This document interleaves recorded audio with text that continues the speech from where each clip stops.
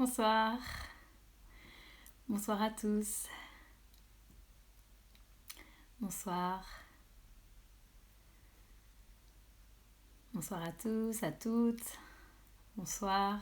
J'espère que vous allez bien pour cette quatrième journée de confinement. J'espère que la semaine débute bien pour tout le monde. Et donc pour cette quatrième journée, donc pour ce quatrième live, on va du coup parler de la loi d'attraction pour pouvoir commencer en beauté la semaine. Bonsoir à tous. Donc j'espère que c'est un thème qui va vous intéresser. En tout cas, j'ai reçu beaucoup de questions, plus que les autres thèmes. Donc ça fait plaisir de voir que les sujets vous intéressent. Donc j'espère pouvoir répondre à toutes vos questions qui m'ont été envoyées. Donc, du coup, il y aura 1, 2, 3, 4, 5, 6 questions. 6 questions, j'espère être le plus clair possible. Et comme d'habitude, vraiment, je vous invite à commenter pour me dire si c'est clair pour tout le monde, s'il y a des choses à préciser, et puis si vous avez d'autres questions pendant le live. Voilà, donc je pense qu'on est prêt. Donc, la première question, toute simple, qu'est-ce que la loi d'attraction ? Alors, ce qu'il faut savoir, c'est que la loi d'attraction, c'est une loi universelle. Ça veut dire que on a tous cette capacité à l'utiliser. Qu'on soit un homme, une femme, qu'on vive en France, en Asie, peu importe, c'est une loi qui est disponible pour tout le monde. On va en fait utiliser le pouvoir créateur de la pensée et ça va être utilisé comme un moyen pour changer sa vie, pour l'améliorer et du coup parvenir à ses rêves. Alors c'est vrai que c'est une loi de nature à la base qui a été spirituelle, mais aujourd'hui elle a vraiment été soutenue par beaucoup de découvertes par des médecins, des neurosciences et des psychologues. Donc c'est vraiment quelque chose qui existe et qui est vrai. Voilà déjà pour la définition de qu'est-ce que la loi d'attraction. Ensuite, on m'a demandé comment ça fonctionnait. C'est un peu le but de savoir comment ça fonctionne. Ce qu'il faut savoir, c'est qu'en fait, sans s'en rendre compte, on l'utilise déjà tous de manière inconsciente. On a en permanence des pensées. Et avec des pensées, on a du coup des émotions. Si je pense à quelque chose de plus ou moins positif, je vais avoir un ressenti équivalent. Donc, la pensée et l'émotion vont avoir une vibration. Et en fait, les deux combinés, pensée plus émotion, vont créer une vibration et vont créer une fréquence. Et en fait, on va attirer à nous ce qu'on envoie comme fréquence. J'explique. Si par exemple ma pensée est positive et donc du coup mon émotion est positive également, je vais avoir une fréquence plutôt positive et donc je vais attirer à moi des situations, des choses, des personnes qui vont être en harmonie avec moi et donc avec la vibration que je vais émettre. Donc ça veut dire que nos pensées en fait vont se matérialiser. En fait, on est vraiment tous créateurs de notre vie. Donc c'est plutôt une bonne nouvelle parce que ça veut dire que simplement, on est responsable de notre vie. Donc s'il y a des choses qui nous dérangent, on est aussi maître de pouvoir les transformer. Est-ce que déjà jusqu'à là, c'est plutôt clair pour vous ? J'espère que c'est clair parce que c'est vrai que des fois, je m'embarque dans mes explications qui sont très évidentes pour moi, mais pas forcément claires pour tout le monde. Donc l'idée, c'est de pouvoir finalement changer sa vie en apprenant à utiliser tout simplement le pouvoir qu'on a en nous. Je vais vous donner un exemple. Si par exemple une très bonne nouvelle, oui, très bonne nouvelle, exactement, c'est une super nouvelle de se dire qu'on a ce grand pouvoir. Alors, je vais vous donner un exemple. Par exemple, si on a une amie autour de nous qui finalement n'arrive pas à joindre les deux bouts à la fin du mois, qui manque d'argent. Et cette amie, elle se plaint, elle n'arrête pas de se concentrer en fait sur ce qu'elle n'a pas, sur les factures, sur les choses qu'elle doit remplacer, donc sur tous les frais qu'elle a. et ben en fait elle va se focaliser donc ce qui lui manque, donc elle va être finalement dans une énergie de manque, et donc cette vibration elle va être négative, et la vibration du coup envoyée va être négative, tout simplement. Donc plus on est en train d'avoir des pensées négatives et donc se focaliser sur ce qui nous manque, plus on va recevoir des choses négatives et du manque. Alors que si on fait le contraire, on a tout l'inverse. Si je pense positivement et que je me concentre sur ce que j'ai, je vais envoyer finalement une demande et une vibration haute, une fréquence haute, et je vais plutôt recevoir, donc être dans l'abondance. Donc ça, c'est hyper important à comprendre. C'est aussi que l'univers, en fait, lui, il est simple, c'est-à-dire qu'il nous envoie ce qu'on lui a demandé. Donc si finalement dans nos pensées on pense qu'à des factures, on va recevoir encore des factures, tout simplement. L'univers est vraiment, il écoute, il nous envoie vraiment ce qu'on lui demande. Donc osez et permettez-vous de lui demander ce que vous avez envie, vraiment. Voilà un peu comment ça fonctionne. On va passer à la troisième question. Pareil, dites-moi si c'est ok pour qu'on passe à la suite, si c'est clair ou s'il y a des choses que je dois que je dois ajouter, mais je pense que c'est plutôt clair. Comment, la troisième question, c'est comment du coup agir concrètement. C'est vrai que c'est bien de savoir la théorie, ok, j'ai compris que j'avais cette capacité d'envoyer une fréquence, d'envoyer une demande à l'univers, mais en fait, comment moi j'agis dessus? Alors, ce qu'il faut savoir, c'est que souvent les gens demandent quelque chose, donc ils demandent quelque chose qu'ils veulent. Sauf que pour pouvoir avoir quelque chose de différent, on va devoir déjà agir sur des points avant. On doit déjà agir sur ce que je suis, donc être. Ensuite, en fonction de ça, ça va agir sur comment je vais faire les choses. Et après, ça va agir sur le avoir. Donc pour avoir des choses différentes, je dois d'abord faire les choses différemment. Et pour faire les choses différemment, je dois être différente. Ça veut dire que je dois être différente, c'est je dois avoir des mécanismes et des schémas de pensée différents. Donc, ceux qui suivent mes vidéos vont dire, on revient toujours au même. Oui, on revient encore sur ces fameuses croyances. Pour pouvoir avoir des pensées différentes, puisque nos pensées sont générées par des programmes inconscients, donc des croyances inconscientes, on va déjà agir sur ces fameuses croyances. Donc, pour répondre à la question comment agir concrètement, il y a plusieurs choses. Déjà, de ne plus demander quelque chose de nouveau avant de travailler sur soi, sur l'être. Première chose. Deuxième chose, ça va être de définir finalement les croyances limitantes qui m'empêchent d'avoir ce que je veux. On va reprendre l'exemple de la personne qui n'arrive pas à joindre les deux bouts à la fin du mois. Peut-être que cette personne a comme croyance limitante que l'argent c'est sale, que si on est riche, on devient con, qu'elle ne pourra pas gérer son budget si elle avait suffisamment d'argent, etc., etc. Donc avant d'avoir de l'argent, il va bien falloir tout simplement qu'elle travaille sur ces fameuses croyances. Donc pour travailler sur ces croyances, ça va être déjà de les identifier, soit de faire un travail avec quelqu'un, que ce soit en hypnothérapie ou en PNL, en programmation neurolinguistique. Ça va être hyper important de travailler sur ces blocages. On va supprimer ces fameuses croyances limitantes et en remplacer par des nouvelles. Comme je disais dans l'une de mes vidéos précédentes, le cerveau il n'aime pas quand il y a du vide, donc s'il supprime quelque chose, il va devoir remplacer. Donc on va remplacer par de l'estime, on va remplacer par de l'autorisation, par de la permission, par de la légitimité. Des types de croyances aidantes. Donc ça c'est déjà comment agir concrètement. Ensuite, on peut aussi faire ce qu'on appelle, ce que vous connaissez sûrement, de la méditation. La méditation va permettre finalement de canaliser un petit peu ses pensées, ou en tout cas de les observer, et peut-être d'avoir une perception un peu plus objective, et donc de se focaliser plus sur les choses positives. Donc la méditation, elle peut vous aider à vous concentrer et à vous recentrer également. Ensuite, ce qui va être important, ça va être de faire des objectifs, c'est-à-dire que de ne pas rester dans cette espèce de rêverie, mais de le poser, un objectif pour que vous puissiez dépasser le rêve. J'ai un peu répété, mais peu importe.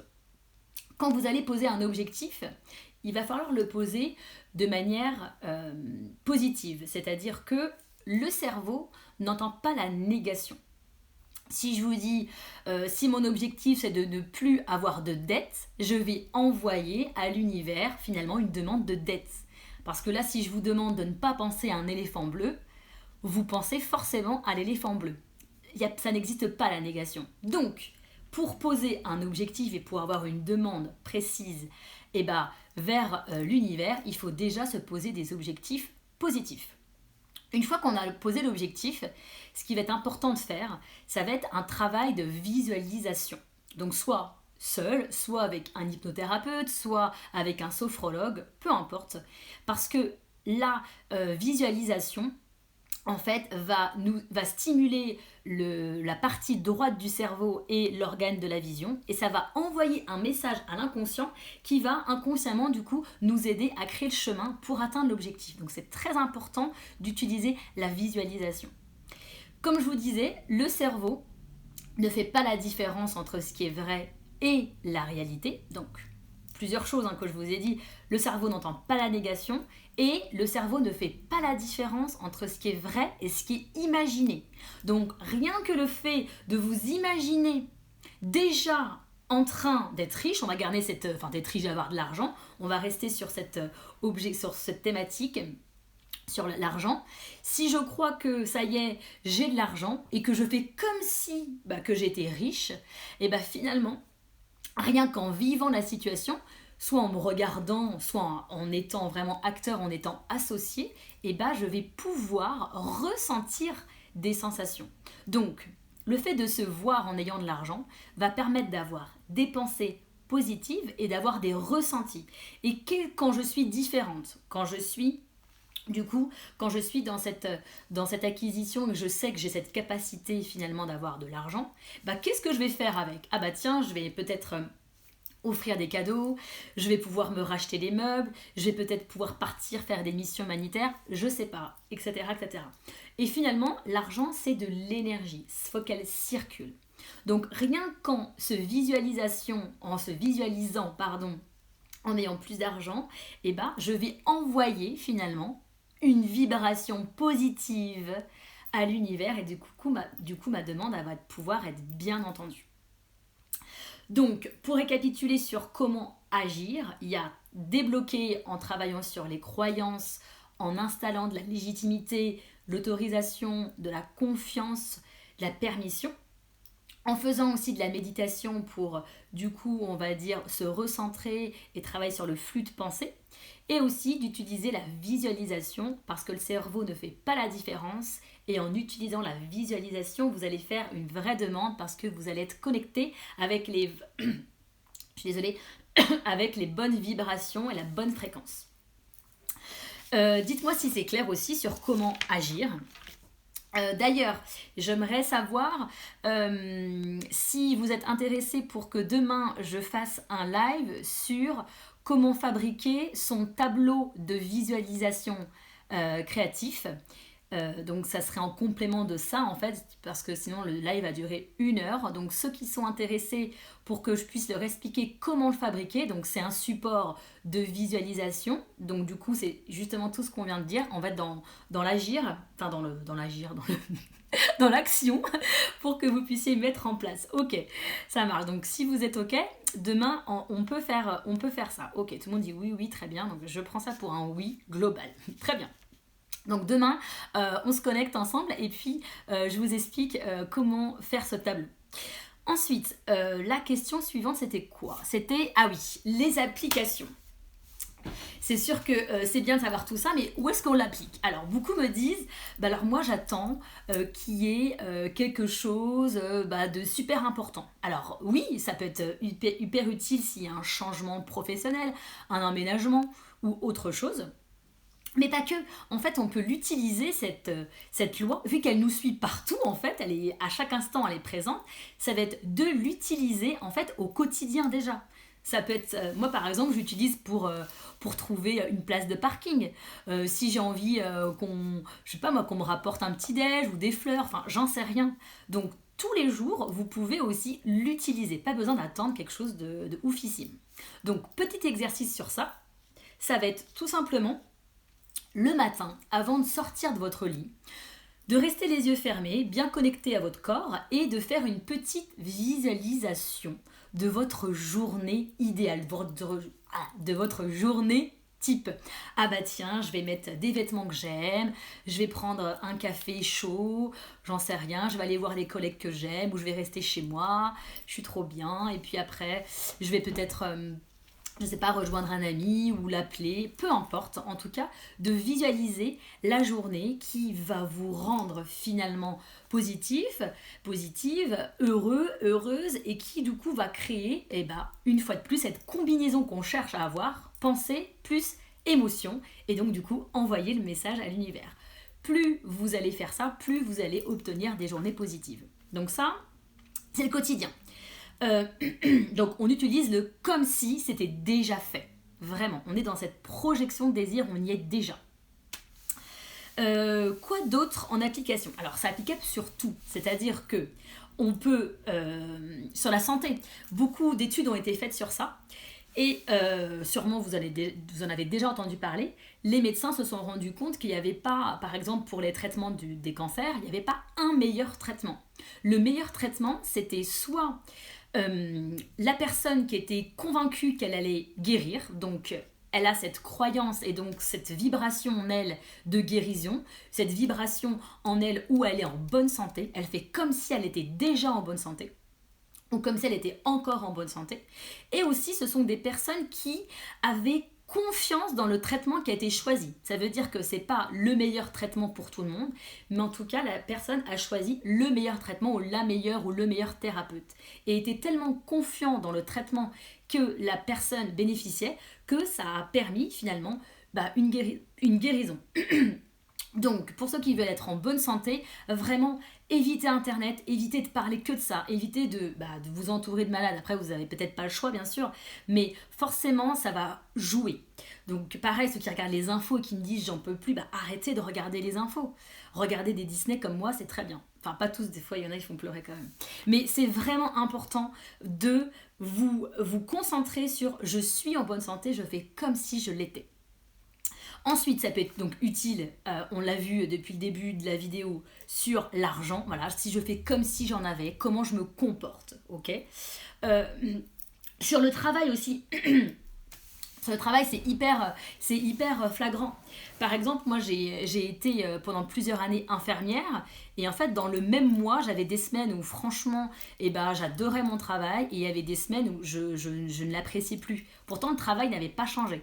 Donc on revient sur ces 3 étapes. Être, faire et avoir. Comme j'étais pas positive, tout ce que je faisais c'était ennuyeux, c'était des tâches et j'appréciais pas. Donc j'avais l'impression d'avoir un travail négatif qui me correspondait pas. Et il y avait des périodes où au contraire j'étais positive, donc du coup tout ce que je faisais c'était plaisant, c'était agréable et donc j'avais l'impression d'avoir un travail super.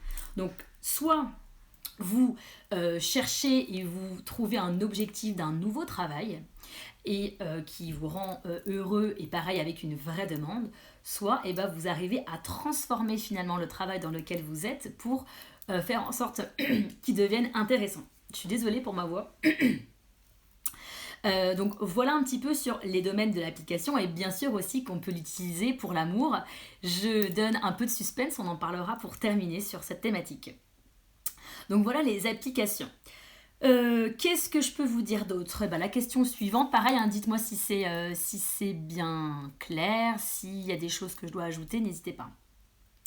La question suivante, alors je sais, je parle super vite, je suis désolée, mais c'est ma nature, alors voilà. Alors, je dois en saouler certains, moi je me saoule toute seule aussi, je vous le dis. La question d'après c'est quoi? Oui, c'est pourquoi ça ne fonctionnerait pas? J'ai beaucoup aimé cette question parce que c'est vrai qu'on dit que la loi d'attraction, elle est 100% efficace. En tout cas, elle fonctionne toujours. Oui, il y a toujours un oui, mais il y a toujours un mais. Bien sûr qu'il y a un mais et malheureusement, oui, ça peut ne pas fonctionner. Donc pourquoi ça ne fonctionnerait pas? Tout simplement parce que vous n'avez pas compris les 3 étapes.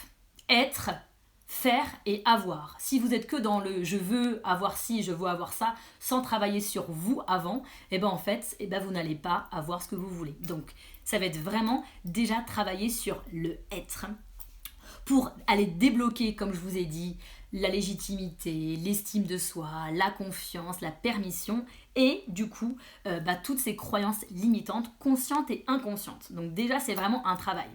Ensuite, pourquoi ça ne marcherait pas? Parce que parfois la demande elle est floue. On ne sait pas trop en fait. Donc en fait si vous-même vous ne savez pas ce que vous voulez, comment l'univers pour vous envoyer un truc clair? Tout simplement. Mais aussi ça peut être trop précis. Alors c'est pas trop précis dans la formulation, c'est que finalement c'est tellement important que vous y mettez que vous mettez une pression dessus. Et donc finalement quand vous y pensez, au lieu d'avoir une énergie positive, une énergie légère, agréable, finalement il y a une pression parce que c'est trop important. Donc il y a trop d'attentes. Donc là pareil, ça bloque finalement. Ensuite, pourquoi ça ne marcherait pas non plus? Parce que beaucoup ça continue en fait, c'est sur cette attente. Je vous explique. Une fois qu'il y a eu la demande, donc pensée combinée avec l'émotion, le ressenti, il y a eu une demande à l'univers. Une fois que cette demande elle est envoyée, il faut arrêter d'être dans la supplication. S'il te plaît, univers, donne-moi ci, s'il te plaît, donne-moi ça. Il faut arrêter avec ça. Parce que si vous êtes dans la supplication, en fait, ça veut dire que vous n'avez pas confiance ni en vous, ni à l'univers. C'est un peu comme si vous êtes en train de faire un gâteau et que toutes les minutes, vous ouvrez le four pour regarder si le gâteau il est bien en train de cuire. Non, c'est pas possible ça.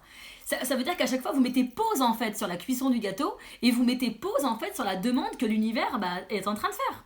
Donc, une fois que la demande elle a été envoyée, soyez dans la gratitude, c'est-à-dire merci pour tout ce que j'ai jusqu'à aujourd'hui, merci à l'univers pour tout ce qu'il est en train de mettre en place pour moi chaque jour.